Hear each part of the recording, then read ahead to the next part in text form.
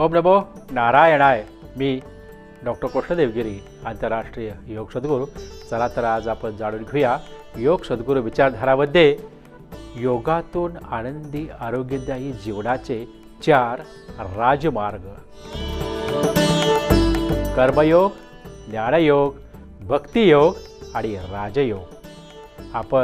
आज आपण कर्मयोग, ज्ञानयोग, भक्तियोग, राजयोग याबद्दल आपल्याला आवश्यक असलेली माहिती आपण आज घेऊया. प्रथम कर्मयोग. महाभारत या ग्रंथात भगवान श्रीकृष्ण अर्जुन संवादातून आपणास कर्मयोग काय आहे याचे ज्ञान मिळते. प्रथम कर्मयोग. महाभारत या ग्रंथात भगवान श्रीकृष्ण अर्जुन संवादामधून आपणास कर्मयोग काय आहे याचे ज्ञान मिळते. कर्मण्येवाधिकारस्ते मा फलेषु कदाचन मा कर्मफल हेतुर्भूमार्तु सद्बोध स्वत्कर्मणी. माणसाने फलाची अपेक्षा न धरता निरंतर कर्म करत राहावे. माणसाला फळाची इच्छा व्हायला नको, त्याचप्रमाणे फल नाही तर कर्मही नाही ही पण वृत्ती नको. माणसाने फळाची अपेक्षा न ठेवता सतत चांगले कर्म करत राहिले पाहिजे. माणसाने कर्म करताना समत्वभाव ठेवला पाहिजे. केलेल्या कर्माबद्दल बढाई मारू नये किंवा सर्वांनी कौतुक करावे ही इच्छा बाळगू नये. कर्म करताना ते सफल किंवा असफल झाले तरीही आपण समभाव ठेवावा. समत्व योग उच्चते ही योगाची संकल्पना आहे किंवा आपण म्हणतो नेकी कर और दर्या में डाल. समत्व भाव ठेवणारी व्यक्ती पाप पुण्य चांगले वाईट अशा द्वंद्वातून मुक्त होतो. त्यामुळे कर्मात कौशल्य प्राप्त होते. प्रत्येक व्यक्ती प्रत्येक क्षण कुठल्या तरी प्रकारचे कर्म करीत असते. म्हणून कर्म करताना चांगलेच कर्म करण्याचा प्रयत्न करावा.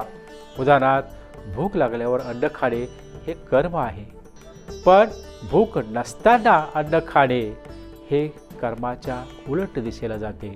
म्हणून याच्या उलट डायबिटीस असणाऱ्या माणसाने समोर आलेले गोड पदार्थ खाणे हे एक प्रकारचे इंद्रिय सुख आहे, ते स्वतःला त्रास देणारे आहे. तेव्हा हे असे कर्म करणारे जी व्यक्ती आहे ती मिथ्या, ढोंगी किंवा दांभिक आहे असे समजायला हरकत नाही. दुसरं म्हणजे सात्विक कर्म. जे कर्म शास्त्रोक्त पद्धतीने केले जाते, विना फलाची अपेक्षा धरता केले जाते, विना राग दोष पूर्वग्रह दूषित पद्धतीने केले जाते, अशी कर्मे सात्विक असतात. आता आपण याचे 3 भागात विश्लेषण करूया. एक म्हणजे सात्विक कर्म. जे कर्म शास्त्रोक्त पद्धतीने केले जाते, विना फलाची अपेक्षा धरता केले जाते, विना राग द्वेषाचे केले जाते, अशी कर्मे ही सात्विक कर्मे असतात. 2 म्हणजे राजस कर्म.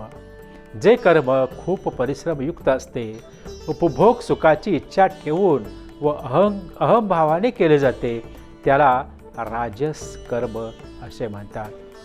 आणि 3 म्हणजे तामस कर्म. जे कर्म परिणाम, हानी, हिंसा किंवा सामर्थ्याचा विचार न करता केले जाते, केवळ अज्ञानाने सुरू केले जाते, त्याला तामस कर्म असे म्हणतात. आता आपण पाहूया ज्ञान योग. ज्ञानप्राप्तीचे मार्ग व त्यासाठी जी कर्मे व ज्ञानप्राप्तीचे फायदे या योगात आपण पाहणार आहे. मनुष्याने प्रथम महाराजांची गुरुवाणी लक्ष ठेवून ऐकावे. आता आपण पाहूया ज्ञान योग. ज्ञानप्राप्तीचे मार्ग व त्यासाठी जी कर्मे व ज्ञानप्राप्तीचे जे फायदे जे काय आहेत ते आपण यामध्ये पाहणार आहे. मनुष्याने प्रथम गुरु महाराजांची गुरुवाणी लक्ष देऊन ऐकावी किंवा वाचावी. मग त्यावर मनन चिंतन करावे व त्या उपदेशाच्या तळाशी जाऊन त्यानुसार आचरण करावे. यालाच आपण ज्ञानयोग असे म्हणतो. श्रीमंत, संकट निवारण करणारे, जिज्ञासू व ज्ञानी या 4 व्यक्ती ईश्वराचे नामस्मरण करतात. निष्ठेने नित्य नामस्मरण करणारी व्यक्ती ज्ञानी असते व ती ईश्वर प्रिय असते. द्रव्यमय यज्ञापेक्षा ज्ञानमय यज्ञ सर्वश्रेष्ठ आहे असे भगवद्गीतेत केशवाने अर्जुनास सांगितले आहे. जितेंद्रिय, सजग व श्रद्धावान माणसाला ज्ञान प्राप्त होते. त्यानंतर ती व्यक्ती परमशांतीला प्राप्त होते. माणसाने अज्ञानातून निर्माण झालेला संशय विवेक ज्ञानाने नष्ट होतो.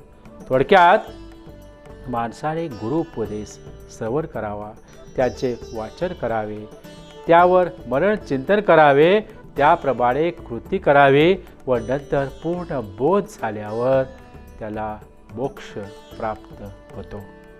तिसरा योग महत्त्वाचा म्हणजे भक्ती योग. भक्ती योगात भक्ती कशी करावी व भक्ती योगामुळे होणारे फायदे यामध्ये आपण जाणून घेऊया.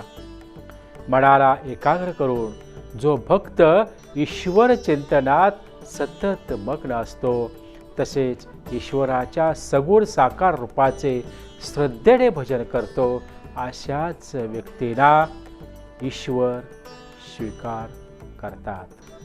जी व्यक्ती आपल्या मनातील स्वाभाविक स्वभावामुळे परमात्म्याच्या रूपात स्थापित करण्यात असमर्थ असतात, त्यांनी परमात्म्याबद्दल नेहमी पठण, श्रवण, मनन, चिंतन करून श्रद्धेने अभ्यास करायला हवा. कारण समजून केलेल्या अभ्यासापेक्षा ज्ञान श्रेष्ठ आहे. ज्ञानापेक्षा परमेश्वरच ध्यान श्रेष्ठ आहे व ध्यानापेक्षा केलेल्या कर्माच्या फळाचा त्याग श्रेष्ठ आहे. कारण या त्यागातूनच परमशांती प्राप्त होते.